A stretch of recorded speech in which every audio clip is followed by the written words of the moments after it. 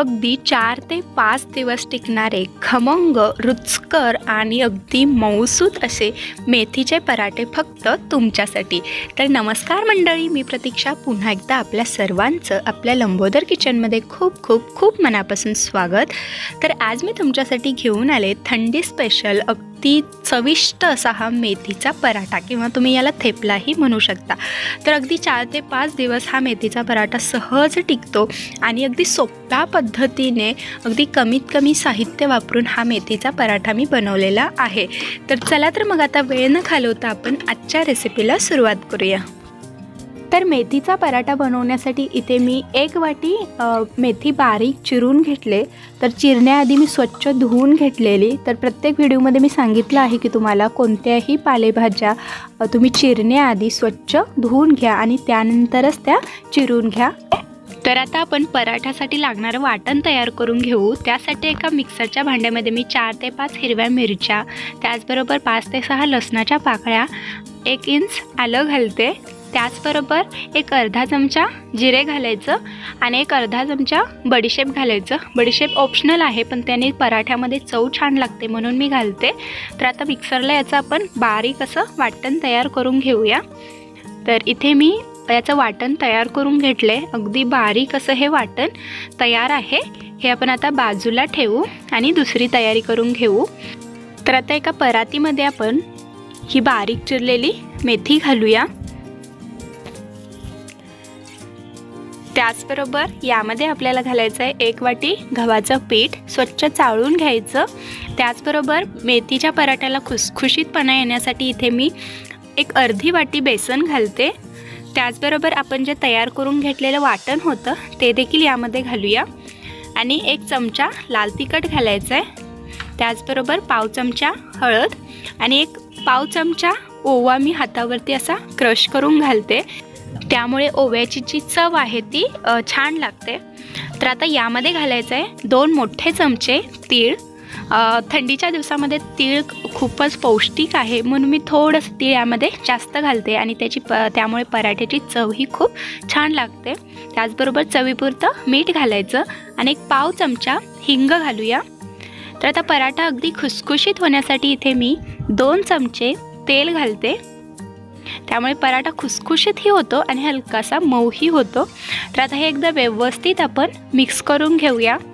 तर अगदी सोप्या पद्धतीने अगदी कमीत कमी साहित्य वापरून हा पराठा आपण बनवणार आहोत, तरीही तो 4 ते 5 दिवस सहज टिकतो आणि चवीला अप्रतिम लागतो।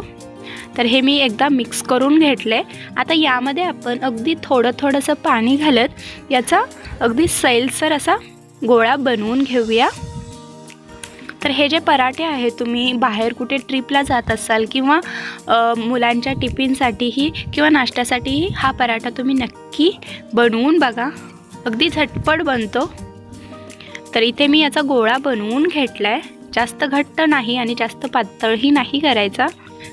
तर इथे गोळा आपला चांगला मळून झाला आहे, यावरती थोडासा तेलाचा हात लावून घेऊ, म्हणजे गोळा जो आहे तो सुकणार नाही। तर आता 10 मिनटं आपण हे असंच भिजण्यासाठी ठेवून देऊया। तर 10 मिनटं झालेली आहेत। तर आता आपण पराठे लाटून घेणार आहोत। तर त्यासाठी मी ते या आकाराचा गोळा घेतला आहे, तो पिठामध्ये बुडवून आपल्याला याचा पराठा लाटून घ्यायचा आहे। तुम्ही हे तेल लावूनही लाटू शकता, पण मी इथे पीठ लावून लाटते। तर अगदी पातळसर असा हा आपल्याला पराठा लाटून घ्यायचा आहे। तर याआधी मी तुम्हाला अगदी झटपट बनणारा मसाला पराठा कसा बनवायचा हे देखील दाखवले आहे, त्याची लिंक मी डिस्क्रिप्शनमध्ये देते, किंवा आलू पराठा देखील मी कसा बनवायचा हे देखील तुम्हाला सांगितले आहे, त्याचीही लिंक मी डिस्क्रिप्शनमध्ये दिलेली आहे, तिथे जाऊन तुम्ही बघू शकता। तर हे बघा, अशा पद्धतीने मी इथे हा पातळसर असा हा पराठा लाटून घेतला आहे। तर हे आपण आता भाजून घेणार आहोत आणि याच पद्धतीने आपण बाकीचे सगळे पराठे लाटून घेऊया। तर पराठे लाटून घेईपर्यंत मी इकडे तवाही गरम करण्यासाठी ठेवलेला। लो मिडियम गॅसवरती तवा चांगला गरम करून झाला की यावरती आपण तेल लावून घ्यायचं आणि आपण जो लाटून घेतलेला पराठा होता तो यावरती घालू। गॅसची फ्लेम आपल्याला लो टू मिडियम ठेवायची, त्यामुळे पराठे चांगले भाजले जातात। तर आता वरूनही आपण याला तेल लावून घ्यायचं. तर तेलाऐवजी तुम्ही तुपाचाही वापर करू शकता, त्यामुळे पराठे अगदी छान लागतात. तर पराठा खालच्या बाजूने हलकासा भाजला की हे आता पलटून घेऊ आणि या बाजूनेही आपण भाजून घेऊया. तर इथेही मी थोडंसं तेल लावून घेते, जेणेकरून पराठा जो आहे तो अगदी खुसखुशीत चांगला भाजला जातो. तर हा जो पराठा आहे मी हलकासा उलताण्याने प्रेस करून भाजते, जेणेकरून एकसारखा भाजला जातो आणि खायला अगदी खुसखुशीत लागतो असा भाजल्यामुळे. तर घरामध्ये लहान मुले किंवा मोठी माणसे देखील मेथी खायला नाकं मुरडतात, त्यांच्यासाठी हा एक मस्त असा पर्याय आहे. आणि याआधीही मी तुम्हाला मेथीच्या बऱ्याचशा रेसिपी सांगितल्या आहेत. तर इथे आपला हा पराठा चांगला भाजला गेला आहे, तुम्ही बघू शकता याचा रंग अगदी छान आला गेला आहे.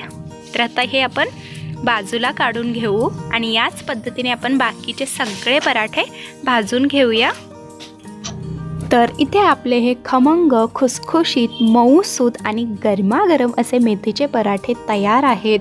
तुम्ही बघू शकताय अगदी मऊसूत असा हा पराठा आहे, छान असा हा पराठा दिसतोय. तर या पद्धतीने तुम्ही देखील हा पराठा नक्की बनवून बघा आणि मला तुमची प्रतिक्रिया काय आहे यावरती तेही कळवा. हा जो पराठा आहे तुम्ही दह्यासोबत, लोणच्यासोबत किंवा असा जरी खाल्ला तरी कमाल लागतो.